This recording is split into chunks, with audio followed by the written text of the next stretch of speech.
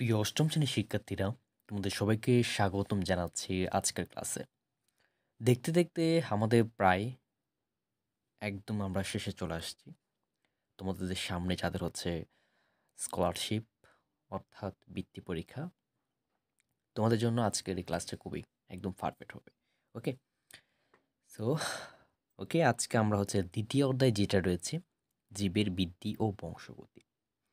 এই চ্যাপ্টারটা কতটা গুরুত্বপূর্ণ তোমরা যারা যে প্রথম সাময়িক অর্থাৎ অর্ধবার্ষিকে তোমরা যারা পরীক্ষা দিয়েছো তোমরা নিশ্চয়ই জানো। এই চ্যাপ্টার থেকে প্রশ্ন আসে না এমন কোনো কথা নেই।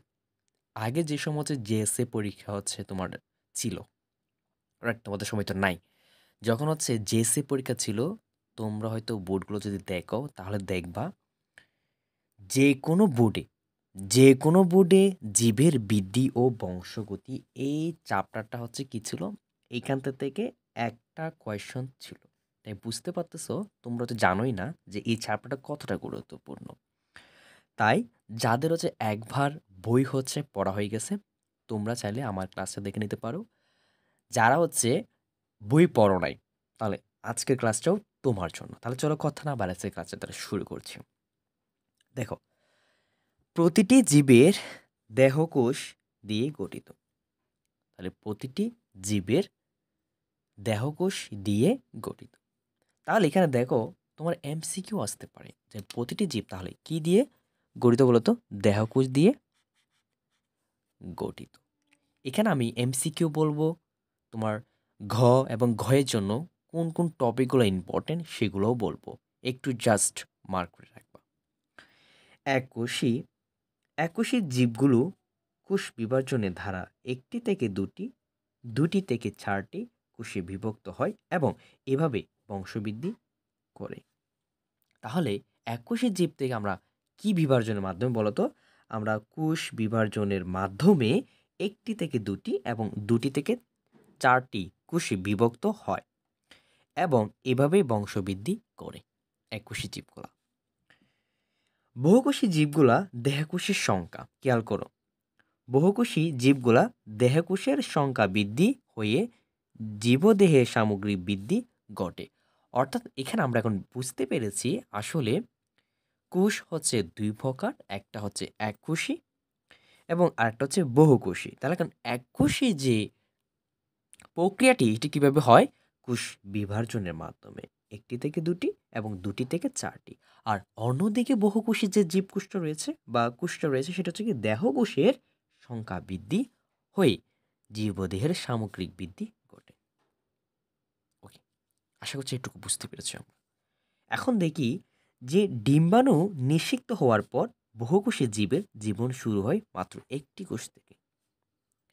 আমরা যে আমরা যে যারা মানুষ, আমাদের কিন্তু কোষ কিন্তু একটি কোষ থেকেই শুরু হয়। অর্থাৎ ডিম্বাণু নিষিক্ত হওয়ার পর থেকে এই বহুকোষী জীবের অর্থাৎ আমরা বহুকোষী হচ্ছে আমরা, এই আমাদের জীবন কিন্তু একটি মাত্র কোষ থেকে কি হয় বলতো শুরু হয়।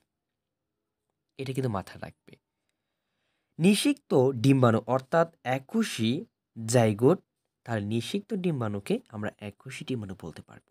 জাইগোট ক্রমাগত বিভাজিত হয়ে সৃষ্টি করে লক্ষ লক্ষ কোষ হয়ে বিশাল একটি দেহ আমাদের কি হয় পরিণত হয়।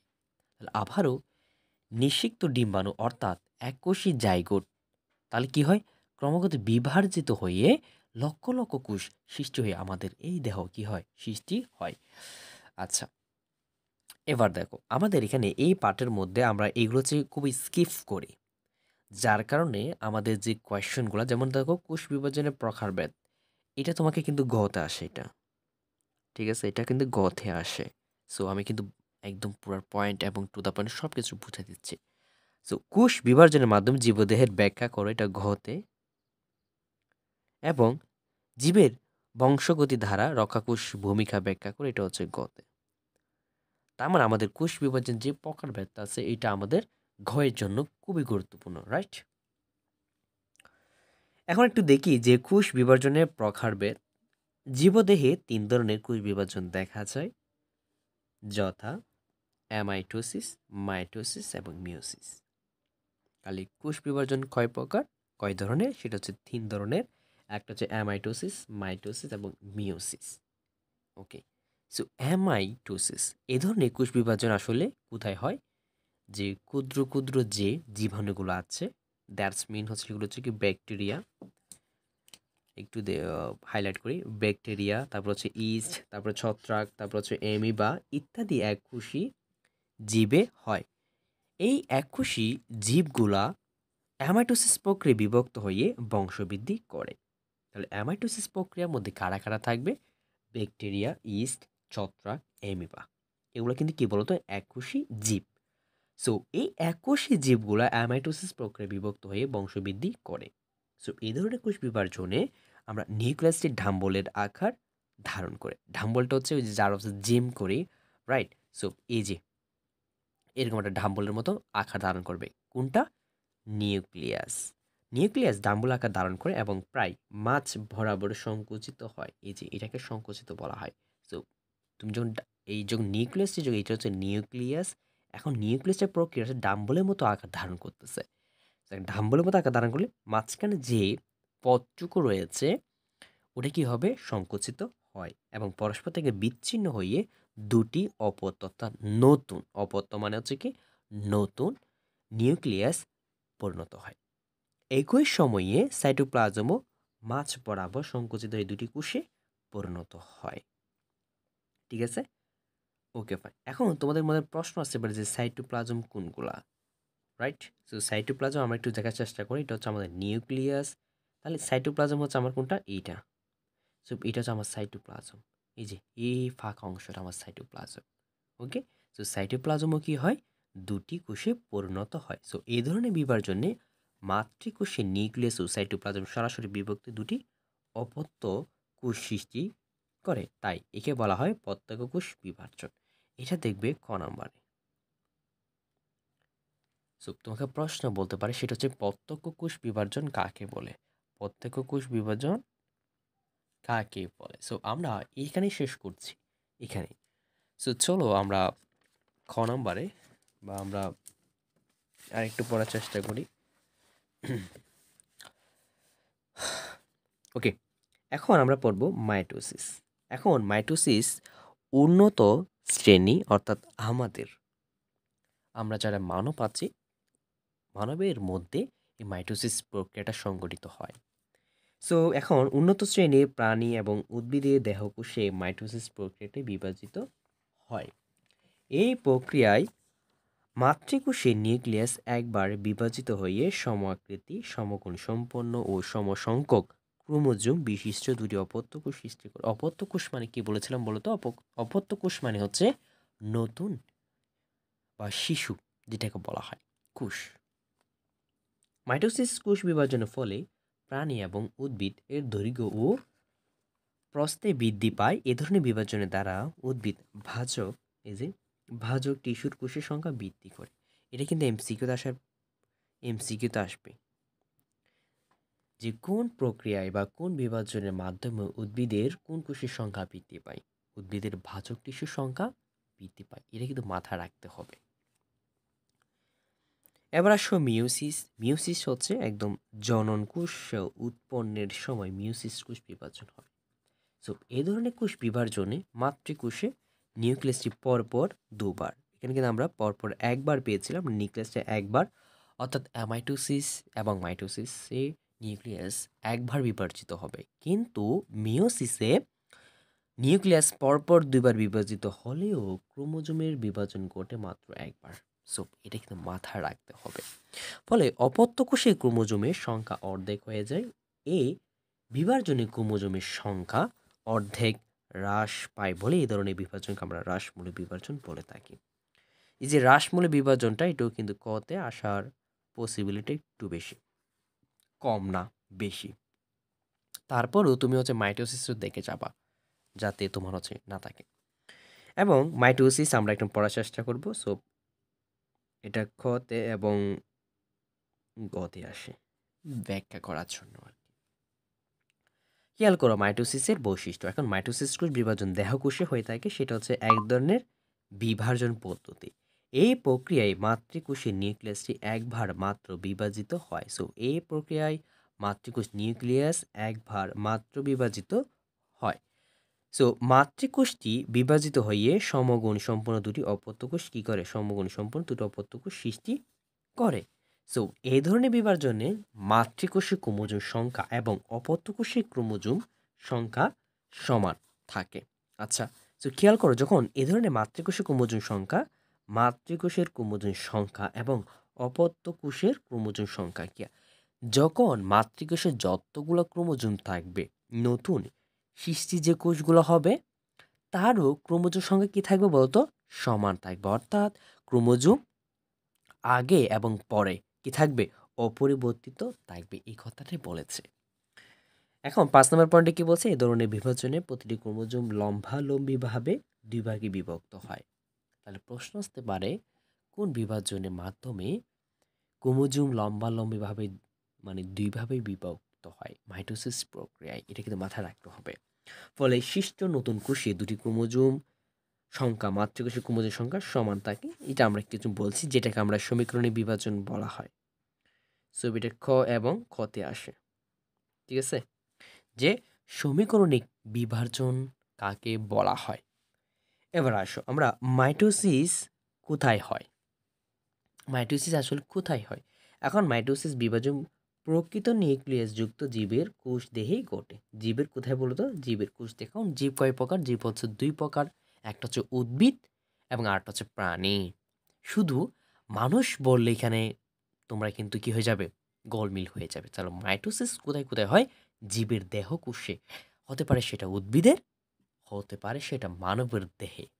এবার একটু খেয়াল করো যে উদ্ভিদের বর্ধনশীল অংশ মানে হচ্ছে যে অংশগুলো আসলে কি হয়, তোমার বৃদ্ধি পায় বা নতুন কোনো কিছু সৃষ্টি হয়।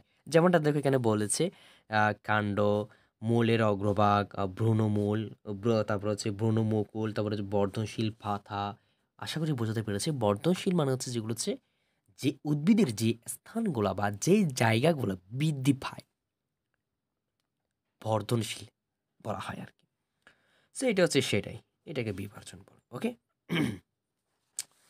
আচ্ছা, এবার একটু জাস্ট খেয়াল করো আমাদের কোন কোন কোষে মাইটোসিস বিভাজিত হয় না। It's the very very important for তোমার জানার জন্য হলেও এই প্রশ্নটা একটু পড়বা।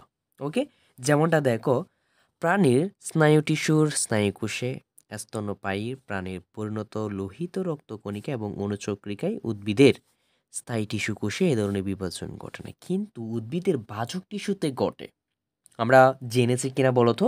অবশ্যই আমরা এমসিকিউতে জেনেছিলাম। আর বুঝতে পেরেছো কেন আমি বলেছিলাম প্রত্যেকটা লাইন কেন গুরুত্বপূর্ণ? ওকে, সো মাইটোসিস কোষ বিভাজন পদ্ধতি, so is the very very important গয়ের জন্য। প্রত্যেকটা পদ্ধতি আমি বলবো, ঠিক আছে?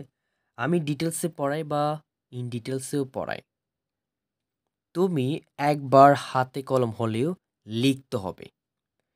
একবার একবার হলো তোমাকে প্রত্যেকটা ধাপের বৈশিষ্ট্যগুলো তোমাকে কিন্তু লিখতে হবে। এটা কিন্তু একদম তোমার জন্য। দেখো, মাইটোসিস বিভাজনটি দুটি পর্যায়ে সম্পন্ন হয়। প্রথম পর্যায়ে নিউক্লিয়াস এবং দ্বিতীয় পর্যায়ে সাইটোপ্লাজমের বিভাজন হয়। সো এখন নিউক্লিয়াসের বিভাজনকে বলা হয় কেরিওকাইনেসিস। কি বলা হয় বলতো? কেরিওকাইনেসিস। এখন দেখো, এটাকে সাইটোকাইনেসিস এবং এটা কেরিওকাইনেসিস। অবশ্যই মনে থাকবে এটা হচ্ছে সাই এবং এটা হচ্ছে সাইটোকাইনেসিস। সাইটোকাইনেসিস। আর এটা হচ্ছে নিউক্লিয়াসের বিভাজনকে বলা হয় কেরিওকাইনেসিস, অর্থাৎ নিউক্যারিও। ঠিক আছে, নিউ ক্যারিও ক্যারিওকাইনেস নেসিস। তাহলে নিউক্লিয়াসের যে বিভাজন আছে এটাকে কি বলা হয়? কেরিওকাইনেসিস। এবং সাইটোপ্লাজমের বিভাজনকে যেটা রয়েছে আর কি, ওটাকে বলা হয় সাইটোকাইনেসিস। সো মাইটোসিস কোষ বিভাজন একটি ধারাবাহিক পদ্ধতি। অবশ্যই মাথায় রাখতে হবে ধারাবাহিক পদ্ধতি। প্রথমে কেরিওকাইনেসিস অর্থাৎ নিউক্লিয়াসের বিভাজন হয়, পরবর্তীতে সাইটোকাইনেসিস অর্থাৎ সাইটোপ্লাজম বিভাজিত হয়। এইটুকু। যেটাকে দেখো এখন, যে নিউক্লিয়াসকে কিছু প্রস্তুতিমূলক কাজ করতে হয়। হুম, কি করতে হয় বলতে? একটা প্রস্তুতিমূলক কাজ করতে হয়, যেটাকে বলা হয় ইন্টারফেস। কি বলা হয়? ইন্টারফেস। তো ইন্টারফেস কাকে বলা বলতো? কেরিওকাইনেসিস এবং সাইটোকাইনেসিস শুরু হওয়ার আগে নিউক্লিয়াসকে কিছু প্রস্তুতিমূলক কাজ করতে হয়, ওই অবস্থাকে বলা হয় ইন্টারফেস। বুঝি নাই? ওকে, জেনে দেখো, যারা হচ্ছে এমবিবিএস পড়াশোনা করে, সো এমবিবিএস ডিগ্রিটা নেওয়ার পর ইন্টার্নশিপ করতে হয়। মানে ডাক্তার তো হবেই, সো ডাক্তার হওয়ার আগে মানে ওনাদেরকে হচ্ছে কি ইন্টার্নশিপ করতে হয়। সো ওই যে অবস্থায় মানে ডাক্তার হওয়ার আগে এবং এমবিবিএস শেষ হওয়ার পর যে ১-১.৫ বছর তোমার হচ্ছে ইন্টার্নশিপ মানে ইন্টার্নশিপ যেগুলো করতে হয় মানে কাজগুলো করতে হয়, ওটাই অবস্থাকে বলে ইন্টারফেস। কি বলতো? ইন্টারফেস অর্থাৎ প্রস্তুতিমূলক কাজ। আশা করছি আমি বুঝাতে পেরেছি তোমাদেরকে। খুবই সহজ ভাষায় বলেছি আরকি। আমার সাথে নাও মিলতে পারে, বাট বোঝার জন্য ওটাই হচ্ছে মানে একটা উদাহরণ বলেছি আরকি। এখন আসো কেরিওকাইনেসিস। তাহলে কেরিওকাইনেসিসে নিউক্লিয়াস একবার বিভাজিত হবে, রাইট? ওকে। সো বিভাজিত কোষে নিউক্লিয়াসে একটি জটিল পরিবর্তনের মাধ্যমে কেরিওকাইনেসিস সম্পন্ন হয়। খেয়াল করো, জটিল পরিবর্তনের মাধ্যমে কি কি দেখো, এই পর্যায়ে কিন্তু ৫টি ধাপ থাকবে। একটা হচ্ছে prophase, prometaphase, metaphase, anaphase, telophase. অনেকের এখানে কনফিউশন হয়েছে। তোমরা মানে করো কি, প্রোফেসটা আগে দিয়ে দাও। প্রোফেসটা সবারই থাকে, টেলোফেসটা সবার ঠিক থাকে। হয় যে কোথায় দেখো মেটাফেস না হলে আগে চলে আসে, না হলে প্রোমেটাফেস আগে চলে আসে। এটা করা যাবে না, এটা করা যাবে না। এটা করলে কি হবে, প্রত্যেকটা ধাপ কিন্তু একটা সিরিয়াল ওয়াইজ আছে। সো প্রত্যেকটা ধাপকে কিন্তু একটা কী করতে হবে, সিরিয়ালে রাখতে হবে।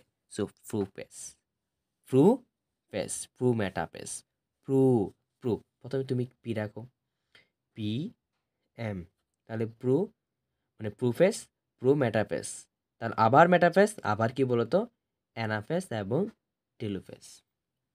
তাহলে পি এম এটি, তুমি এটাকে যে কোনো একটা ছন্দের নাম দিয়ে মনে রাখতে পারো, পি ম্যাট। আবার একটু বলি, পি দিকে হচ্ছে প্রোফেস, প্রোমেটাফেস, আবার মেটাফেস, অ্যানাফেস, টেলোফেস। আবার একটু বলতেছি, prophase, prometaphase, metaphase, anaphase, telophase. P pat, P pat, sorry P mat, এটা পি ম্যাট হবে, পি ম্যাট। ওকে, আচ্ছা আমরা পড়াশোনায় ব্যাক করি। প্রথম ধাপ যেটা সেটা হচ্ছে প্রোপেস। এটি মাইটোসিস কোষ বিভাজনের সবচেয়ে দীর্ঘস্থায়ী একটা ধাপ। এটা হচ্ছে এমসিকিউ। কি বলতো? এমসিকিউ প্রশ্ন আসতে পারে যে মাইটোসিস প্রক্রিয়ায় বিভাজনে কোন ধাপটি সবচেয়ে দীর্ঘস্থায়ী? তোমাকে অবশ্যই বলতে হবে সেটা হচ্ছে প্রোপেস। কি বলতো? প্রোপেস। এখন দেখো আমাদের দুটি কোষ দেওয়া আছে, একটা হচ্ছে উদ্ভিদের কোষ এবং হচ্ছে প্রাণী কোষ।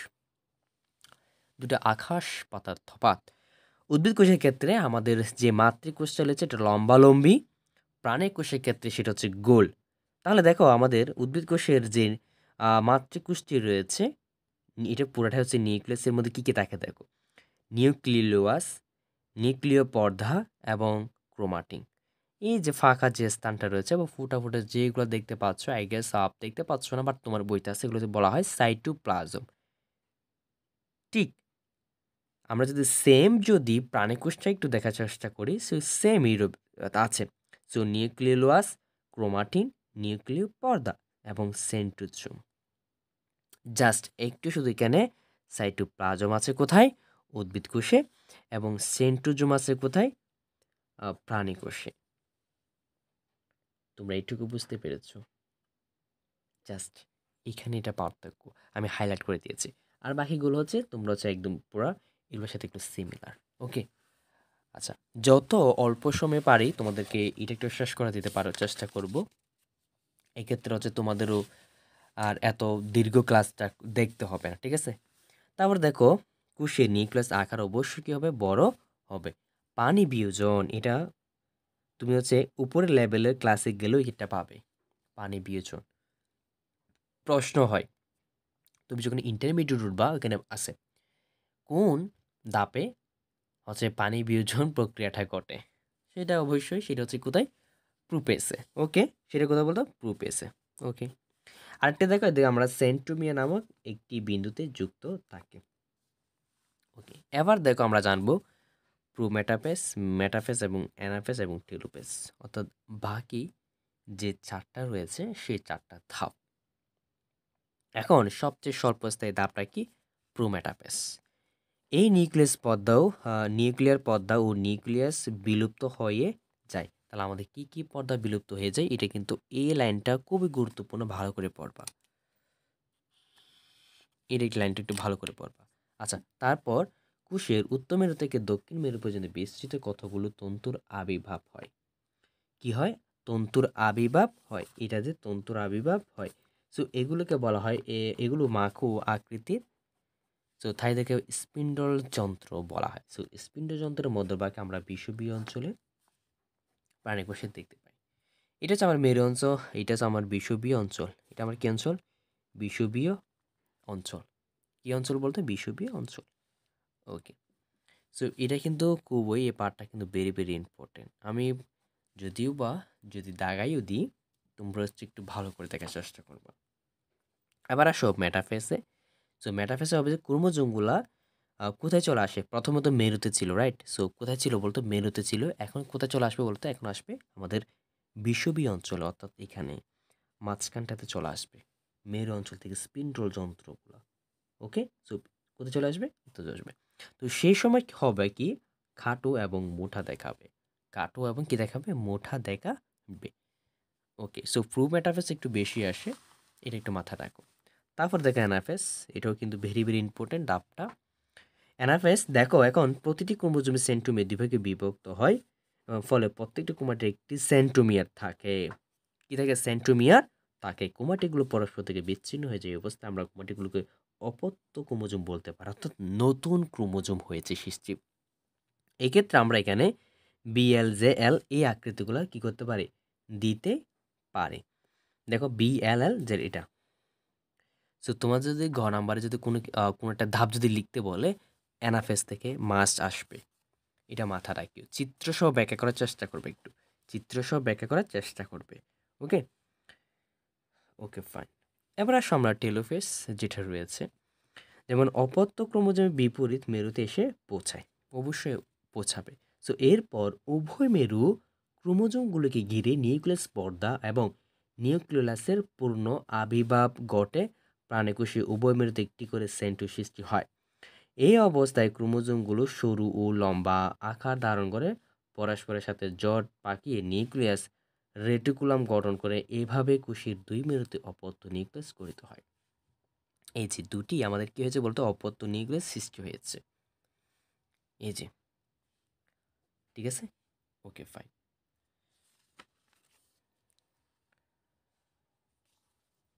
আচ্ছা, সাইটোকাইনেসিসটা হচ্ছে তোমরা পড়ে ফেলবা। সো এটা হচ্ছে 1 স্টার দেওয়া যায়। সো এটা পড়লে তোমরা একবার বুঝতে পারবা। আমি একটু মিওসিসের দিকে আসি। মিওসিসে তোমাকে কি কি পড়তে হবে, যেমনটা দেখো, সবচেয়ে মানে ইম্পর্টেন্ট মিওসিস এই চ্যাপ্টার থেকেই মানে বেশি কোয়েশ্চেন আছে। এটা হচ্ছে এটা। ওকে, যেমনটা হচ্ছে আমাদের যৌন জননের পুং এবং স্ত্রী জননের কোষে মিলনে কিন্তু প্রয়োজন পড়ে। সো যদি জনন কোষে ক্রোমোজোমগুলোর সংখ্যা দেহকোষের সমান থেকে যায়, তাহলে জাইগোট কোষে জীবটি ক্রোমোজোম সংখ্যা দ্বিগুণ হয়ে যাবে। কখন দ্বিগুণ হবে? যদি আমাদের দেহকোষের সমান সংখ্যক কি থাকে? জাইগোট কোষ থাকে, তাহলে সেই ক্ষেত্রে আমাদের দেহকোষের ক্রোমোজোম সংখ্যা কি হবে? দ্বিগুণ হবে। এই ক্ষেত্রে দেখো মিউসিস কোষ বিভাজনে জনন কোষে ক্রোমোজোম সংখ্যা মাতৃকোষে ক্রোমোজোম সংখ্যার অর্ধেক হয়ে যায়। তো ফলে দুটি জননকোষ একত্রিত হয়ে যে জাইগোট গঠন করে, তা ক্রোমোজোম সংখ্যার জাইগোট সংখ্যার অনুরূপ তাকে নির্দিষ্ট কি থাকে? ধ্রুব বজায় থাকে। ওকে, এক্ষেত্রে দেখো আমাদের জননকোষ সৃষ্টির সময় বা নিম্ন শ্রেণীর ক্ষেত্রে আমাদের ক্রোমোজোম সংখ্যার অবস্থাকে আমরা হ্যাপ্লয়েড বলে থাকি, যেটাকে আমরা N দিয়ে প্রকাশ করবো, এবং দুটি হ্যাপ্লয়েড কোষ মিলন ঘটলেই ওই অবস্থাকে আমরা ডিপ্লয়েড অর্থাৎ 2N বলা হয়। সো এটা হচ্ছে আমাদের ডিপ্লয়েড 2N। তো 2M থেকে এটা আমাদের কি হচ্ছে? এটা হচ্ছে ডিম্বাণু N অর্থাৎ হ্যাপ্লয়েড। এই দুটাই কি? হ্যাপ্লয়েড। এটা হচ্ছে ডিম্বাণু এবং এটা হচ্ছে শুক্রাণু। সো নিঃশেকের মাধ্যমে জাইগুট, ঠিক আছে? সো জাইগুট কি হয়েছে? তৈরি হয়ে গেছে। ওকে, আচ্ছা, এই লাইনটা হচ্ছে ইনপুটের দিয়ে রাখি। ওকে, মিওসিসের বৈশিষ্ট্যটা দেখে ফেলবা এবং মিওসিস কোথায় ঘটে এটা একটু দেখে ফেলবা। সো মিওসিসের কোষ বিভাজন, এটা হচ্ছে 3 স্টার। এটা হচ্ছে 3 স্টার, তোমার প্রশ্নের জন্য 3 স্টার এটা। ওকে, আচ্ছা, এবার আসো আমরা বংশগতি নির্ধারণে ক্রোমোজোম, DNA এবং RNA ভূমিকা। সো পিতামাতার বৈশিষ্ট্য যে প্রক্রিয়ায় সন্তান সন্ততিতে সঞ্চারিত হয় তাকে আমরা বংশগতি বলে থাকি। সো বংশগতি কাকে বলে? যে পিতামাতার মাতা পিতার যে বৈশিষ্ট্যগুলো সন্তান সন্ততিতে কি হয় সঞ্চারিত হয় তাকে আমরা বংশগতি বলে থাকি। আর সন্তানরা পিতামাতার যেসব বৈশিষ্ট্য পায় সেগুলোকে বলা হয় বংশগত বৈশিষ্ট্য। একটু যদি আমরা ইতিহাস ঘাটাঘাটি করি তাহলে ঊনবিংশ শতাব্দীর দ্বিতীয়ার্ধে প্রথম যিনি বংশগতির ধারণা সম্পর্কে সঠিক ধারণা দেন তার নাম হচ্ছে Gregor Johann Mendel. Gregor Johann Mendel. So বর্তমানে বংশগতির সম্বন্ধে আধুনিক দিয়েছেন কি মেন্ডেলের আবিষ্কার তত্ত্বের উপর ভিত্তি করে প্রতিষ্ঠিত হয়েছে। সো মেন্ডেলকে বলা হয় জিন তত্ত্বের জনক বলা হয়। কাকে বলা হয়? এই যে গ্রেগর জোহান মেন্ডেলকে বলা হয় আর কি। ওকে, আচ্ছা, নিউক্লিয়াসের অবস্থিত নির্দিষ্ট সংখ্যক সুতার মতো যে অংশগুলো জীবের বংশগতি বহন করে তাকে আমরা ক্রোমোজোম বলতে থাকি। সবচেয়ে হচ্ছে ক্রোমোজোমটাই হচ্ছে আমাদের মেইন ফ্যাক্টর। ওই ক্রোমোজোমটাই হচ্ছে কাজ করে। খেয়াল করো, প্রতিটি ক্রোমোজোমে দুটি অংশ থাকে, এক ক্রোমাটিড এবং আরেকটা হচ্ছে সেন্ট্রোমিয়া। আমরা আমরা ধাপের যেগুলো আছে সেগুলো থেকে আমরা জেনে এসেছি যে মাইটোসিস কোষ বিভাজনের প্রোফেজ ধাপে প্রত্যেকটা ক্রোমোজোম লম্বালম্বি বিভক্ত হওয়ার পর দুটি সমান কি করে অংশ গঠন করে তাদেরকে প্রত্যেকটি ক্রোমাটিড বলা হয় এবং ক্রোমাটিড দুটি যে নির্দিষ্ট স্থানে পরপর যুক্ত তাকে সেন্ট্রোমিয়া বলা হয়। এই সো নিউক্লিক অ্যাসিড দুই ধরনের, একটা হচ্ছে ডিএনএ এবং আরেকটা হচ্ছে আরএনএ। সো ডিএনএকে বলা হয় deoxyribo nucleic acid, deoxyribo nucleic acid, deoxyribo nucleic acid. তার আরএনএকে কি বলা হয়? সেটা বলা হয় ribo nucleic acid, ribo nucleic acid, ribo nucleic acid. So ক্রোমোজোমের প্রধান অঙ্গ হচ্ছে কি, মানে প্রধান উপাদান হচ্ছে ডিএনএ, যেটা কি কাজ করবে? তোমার ডিএনএ ছাড়া কিন্তু আরএনএও কাজ করে। যদি ডিএনএ কম হয় তাহলে আরএনএ কি করবে বলতো? কাজ করবে। ওকে, আচ্ছা, এবার দেখো যেসব জীবে ডিএনএ থাকে না, কেবল আরএনএ থাকে, সেই ক্ষেত্রে আমরা আরএনএ জিন হিসেবে কি করে? জিন হিসেবে কাজ করে। যাদের হচ্ছে ডিএনএ থাকে না তাদের ক্ষেত্রে আরএনএ কি করে? জিন হিসেবে কাজ করে। যেমন তামাক গাছে মোজাক ভাইরাস হচ্ছে, এই যে সেটা মোজাক ভাইরাস, সেটা হচ্ছে টিএমবি মোজাক ভাইরাস। ওকে, আচ্ছা, এখন জিন কি কাজ করে বলতো? মানুষের চোখের রং নেবে, সেটা হচ্ছে চুলের চামড়ার রং ইত্যাদি, এগুলো সবই কিন্তু কার দ্বারা? জিন দ্বারা নিয়ন্ত্রিত হয়। তো মানুষের মতো অন্যান্য প্রাণীর মতো উদ্ভিদ তাদের মধ্যে ক্রোমোজোম উপস্থিত জিন দ্বারা কি হয়? নিয়ন্ত্রিত হয়। এখন এই ক্রোমোজোমকে বলা হয় বংশগতির বৌথ বৃদ্ধি বলা হয়। সো এই আরেকটা হচ্ছে ইম্পর্টেন্ট কি, মানুষের প্রতিটি দেহকোষে কতটি থাকবে বলতো? ক্রোমোজোম, এবং এটা হচ্ছে 23 জোড়া। কেমন? কত জোড়া? 23 জোড়া ক্রোমোজোম থাকে জনন কোষে, এবং ভ্রূণের ক্রোমোজোম সংখ্যা কত হবে? সেটা 23 জোড়া। ঠিক আছে, আচ্ছা, ফাইন। সো এ ছিল আজকে ক্লাস, আমাদের কি এখানে শেষ হয়ে গেছে নাকি? তাহলে দেখো তো, এই যে আমরা পেয়েছিলাম যে মাইটোসিসের বিভাজনে কোন ধাপে ক্রোমোজোমগুলো খাটো এবং কি হয় বলতো? মোটা হয়। এটা হচ্ছে আমাদের কোথায় হয় বলতে? অ্যানাফেসে। সো মানুষের চোখের রং নিয়ন্ত্রণ করে কোনটা? সেটা হচ্ছে আমাদের ডিএনএ। দেখো কতটা ইজি ছিল। সো এই ছিল আজকের ক্লাস। তোমরা হচ্ছে এই চ্যাপ্টার থেকে কি কি দেখবা তোমাদের বলেছিলাম। সো এই চ্যাপ্টার থেকে তোমরা হচ্ছে বেশি বেশি তোমরা হচ্ছে প্র্যাকটিস করবা। সেটা হচ্ছে এগুলো একটু তোমরা হচ্ছে বেশি বেশি প্র্যাকটিস করবা। মানে তোমরা যখন গাইড আছে তোমাদের গাইড থেকে হচ্ছে এই প্রশ্নগুলো দেখবা, এই প্রশ্নগুলো তোমাদের হচ্ছে অনেক ঘুরে ফিরে আছে। সো এই প্রশ্নগুলো একটু সলভ করার চেষ্টা করবে। আই হোপ তোমার এই চ্যাপ্টারটা হচ্ছে ক্লিয়ার হবে। সো এই ছিল আজকে ক্লাসটা যদি তোমার কাছে ভালো লেগে থাকে অবশ্যই তোমরা হচ্ছে চ্যানেলটা সাবস্ক্রাইব করে রাখতে পারবা। আর যারা হচ্ছে ফ্রিতে পড়তে চাচ্ছ, সামনে হচ্ছে তোমাদের জন্য বৃত্তি পরীক্ষার জন্য হচ্ছে আমি একটা কোর্স লঞ্চ করব। আমার পড়া যদি তোমার কাছে ভালো লেগে থাকে তাহলে যদি আমার কাছে পড়তে চাও অবশ্যই সেটা কমেন্ট কাছে বলতে পারো। ঠিক আছে, এবং যাদের হচ্ছে মেন্টরশিপ প্রয়োজন, হ্যাঁ, মেন্টরশিপ প্রয়োজন, কিভাবে বৃত্তি পাওয়া যায় বা আসলে বৃত্তি পাওয়ার জন্য তোমাকে কী কী ক্যারাটিস বা কাইরোসিস তোমাকে ফলো করতে হবে, এগুলো জানার জন্য চাইলে তুমি মেন্টরশিপ কোর্স আমার ভর্তি হতে পারো। ডিটেলস জানার জন্য অবশ্যই কমেন্ট করো, এবং আজকে ক্লাসে করে যারা হচ্ছে উপকৃত হবো অবশ্যই চ্যানেলটা একটু সাবস্ক্রাইব করে রাখবো। ধন্যবাদ তোমাদেরকে, আমার জন্য একটু দোয়া করো।